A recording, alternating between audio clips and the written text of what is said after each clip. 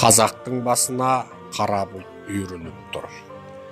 Қытай билігі ондағы қазақтарды концлагер түрмелерге қамауын тоқтатар емес.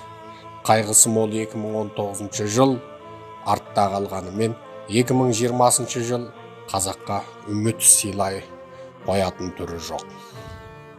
2020 жылдың 4 қаңтарында атажұрт еріктілерінің, атап айтқанда нағыз атажұрт еріктілерінің, тіркелмеген, тіркелінбейтін атажұрт еріктілерінің Алматыдағы офисіне арыз бере келген қазақтардың қарасы мол болды.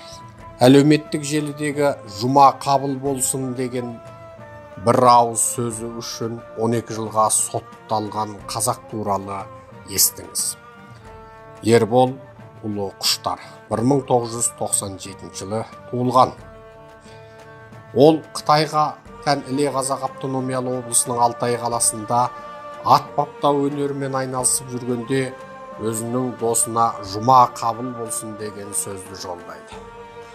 Қытай ұлттық қауіпсіздік қызметі оны сол күні кеште тұтқындайды.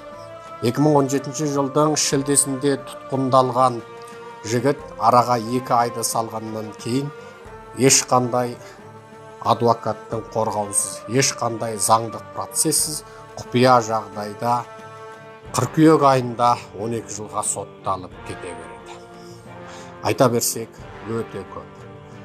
13 жасында небәрі 1 ай ғана Құраннан сауат ашқан баланы 10 жылдан кейін Қытай билігі 20 жылға соттап жібереді.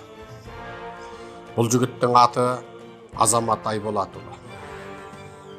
Ол 2018 жылдың сәуірінде тұтқындалады. 2018 жылдың июнь айында 15 жылға сотталады. Оның айыбы осыдан 10 жыл бұрын, яғни 13 жасында ауылдағы үкімет рұқсат берген заңды мешіттегі заңды имамнан 1 ай намаз үйренген. Мен Өмірәлі Күлбаран, Қазақстан азаматымын. Айболатұлы Азамат 1995 жылы туылған. Іле Қазақ облысы Қорғас ауданы Сабылақ ауылы Шатыртал кентінің тұрғыны. Айболат Азамат Қытайдың өзі дінге жол берген кезінде 13 жасында мешіттен 1 ай намаз үйренгендігі үшін 2018 4 айда ұстап, 6 айда ешқандай соттың прокурордың шешімісіз, адвокатсыз 15 жылға соттап етті.